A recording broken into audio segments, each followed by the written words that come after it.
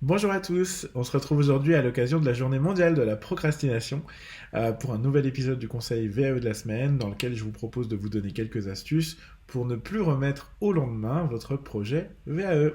A tout de suite après le générique.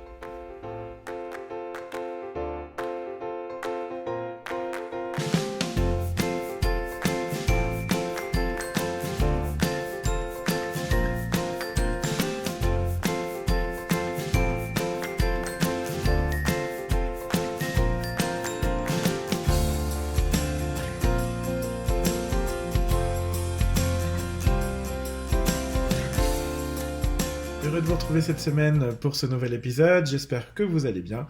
Je suis Julien Accard, je suis ingénieur de la formation et des compétences, c'est un Master 2 que j'ai obtenu par la validation des acquis, et mon métier c'est la formation, l'accompagnement pour adultes, notamment l'accompagnement à la VAE, que j'exerce depuis 2015 sur tout type de diplôme, tout niveau et dans tous les domaines.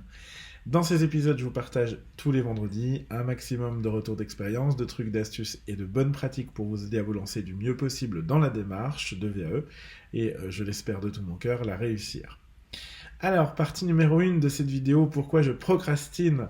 Diane Bologna Roland, je ne sais pas, pardon si je prononce mal son nom, qui est l'auteur de J'arrête de procrastiner aux éditions Erol, nous indique qu'il y a plein de raisons finalement, plein de raisons à la procrastination et que d'ailleurs on procrastine tous plus ou moins.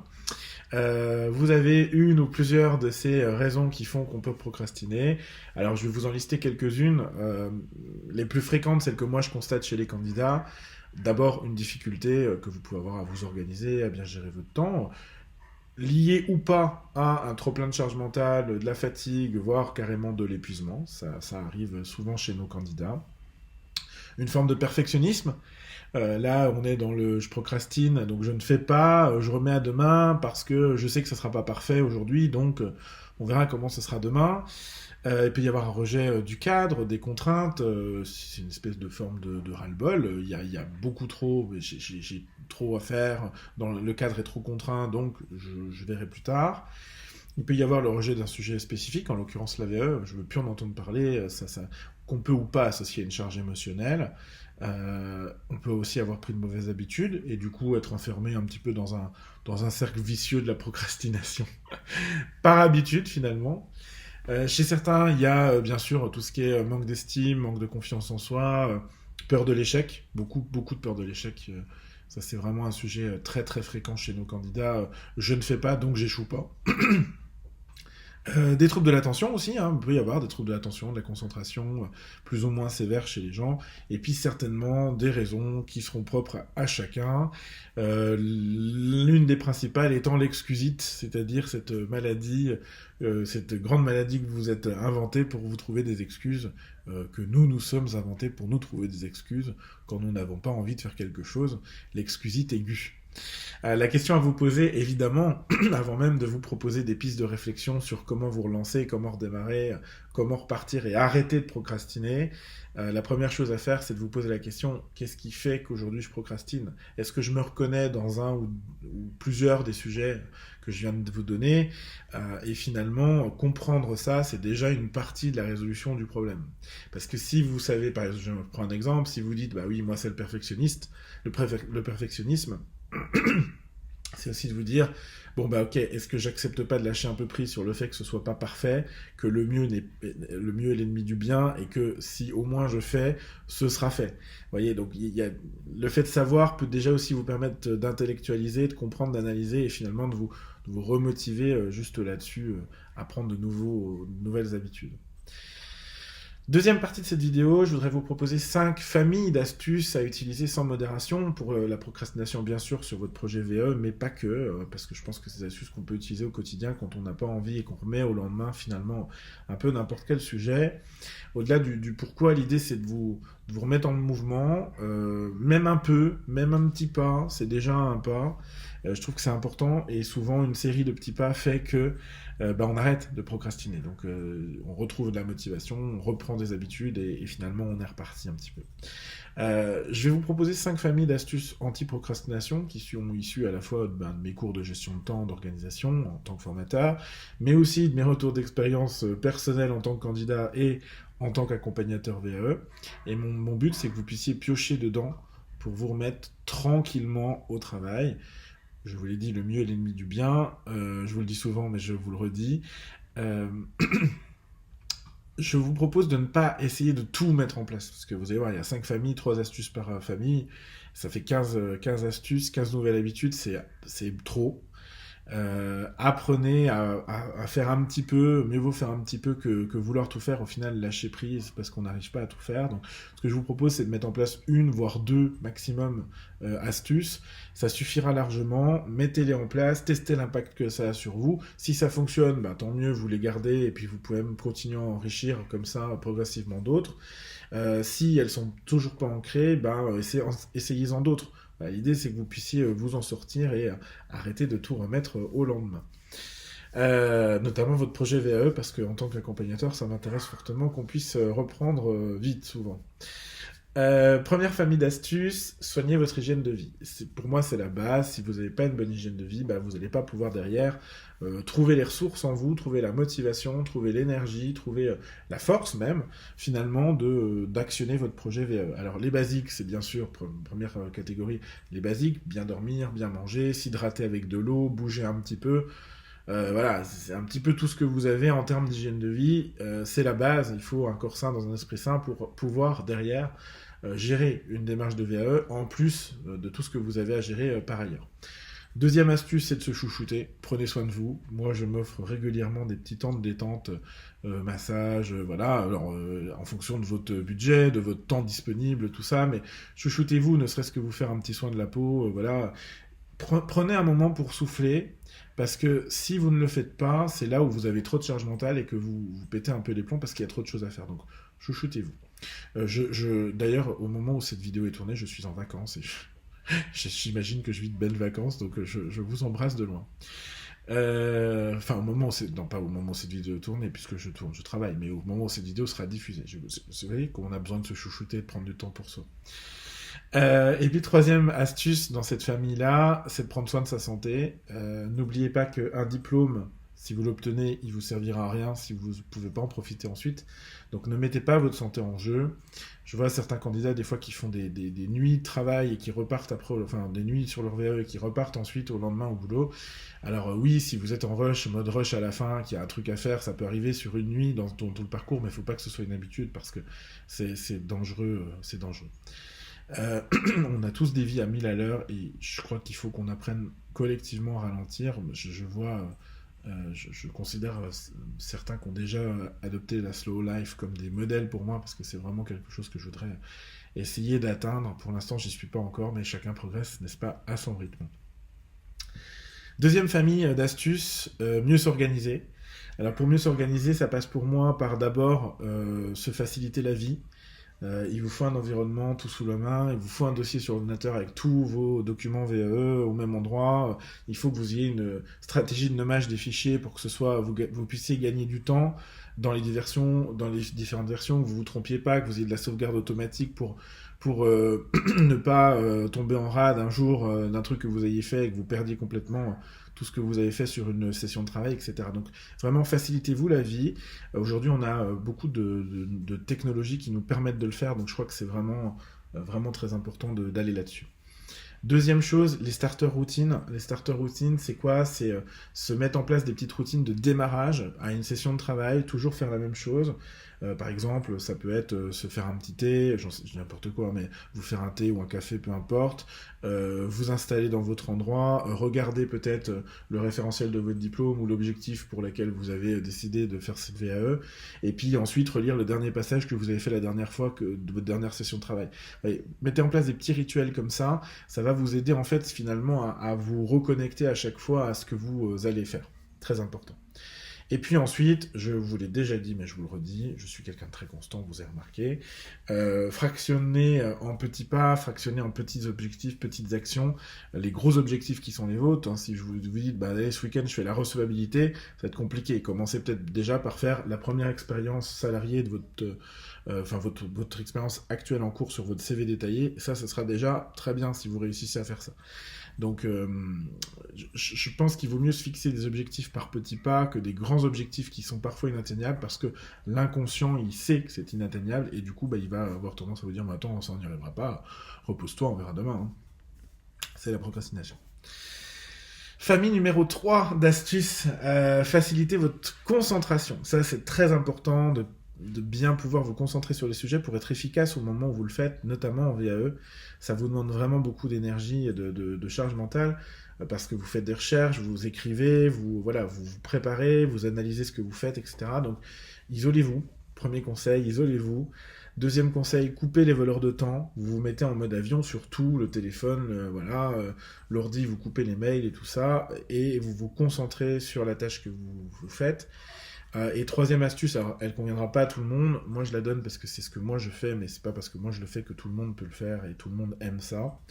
Moi j'aime bien fonctionner en mode commando, je m'isole un week-end, plats préparés à l'avance, batch cooking ou carrément des plats préparés tout faits, et je me dis voilà, ce soir, tac, ce week-end, tac, je ne bouge pas tant que j'ai pas fait ça.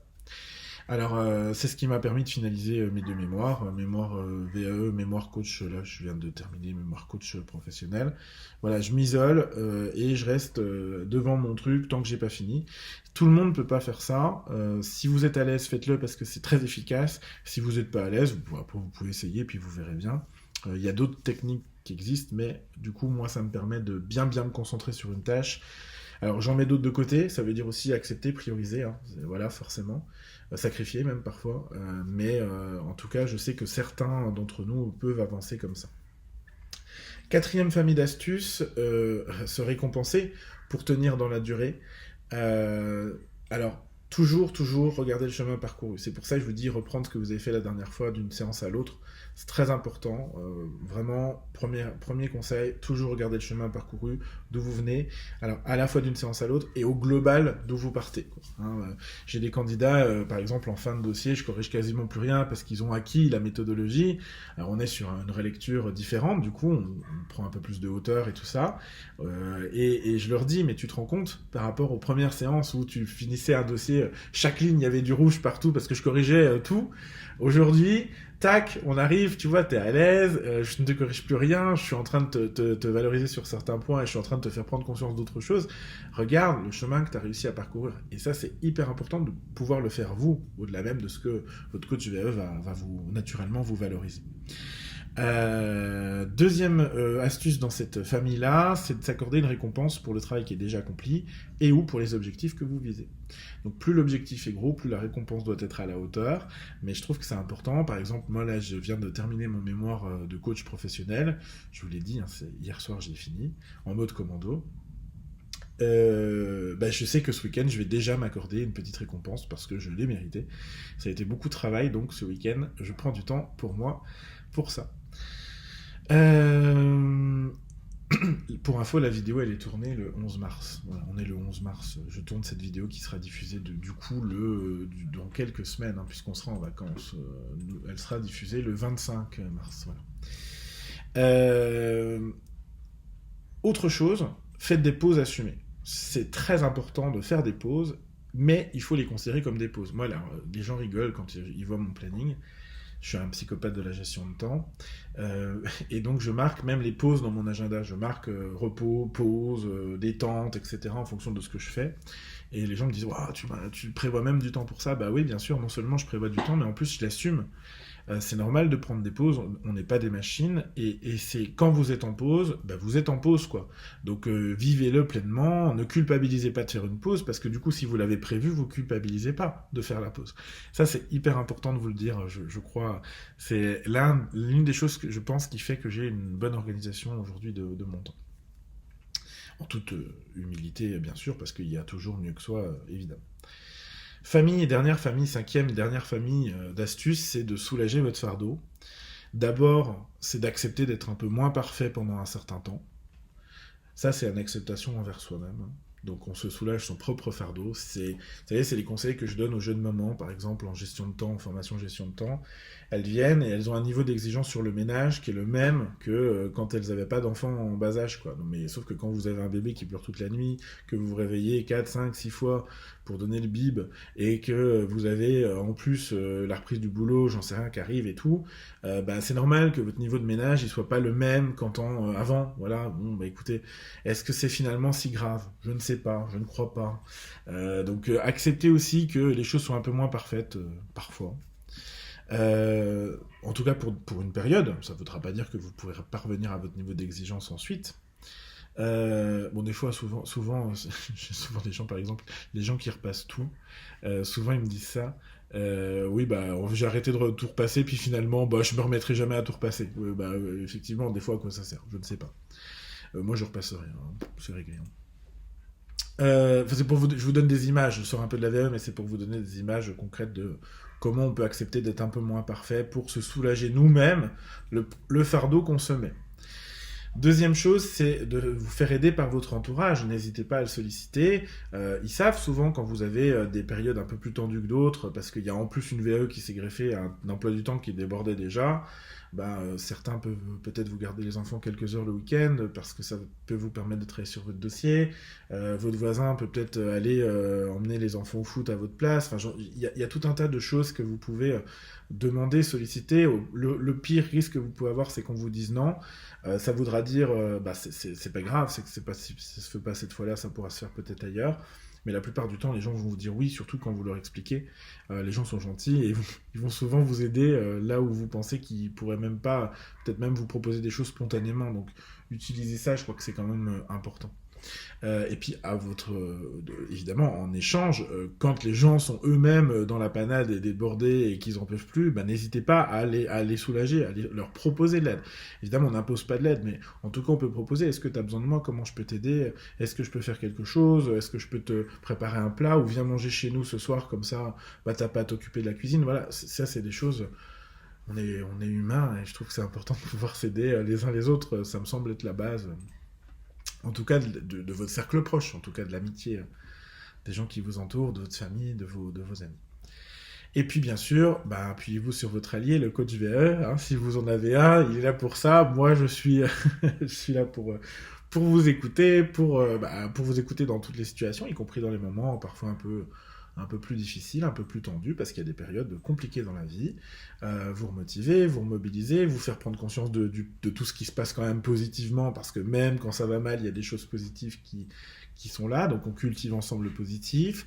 Vous montrer aussi que parfois vous y voyez plus très clair et donc vous avez besoin d'un regard extérieur, de quelqu'un qui vous connaît, qui connaît votre dossier, qui connaît votre projet, et vous rappelez vos motivations, vous rappelez ce que vous avez déjà bien fait, voilà, et puis vous confrontez à vos contradictions aussi, hein, parce que je suis sympa, mais je suis un peu challengeant quand même, c'est mon job de vous challenger, donc vous dire bon écoute attention là tu m'avais pas dit ça, voilà, c'est important aussi de pouvoir des fois l'entendre. Alors on le fait toujours sans jugement et avec bon cœur, j'ai envie de dire, c'est un peu niais, mais on le fait toujours avec un bon état d'esprit. L'idée c'est que on va pas vous culpabiliser, c'est pas le sujet, mais des fois il faut quand même vous faire prendre conscience aussi de certaines choses, voilà.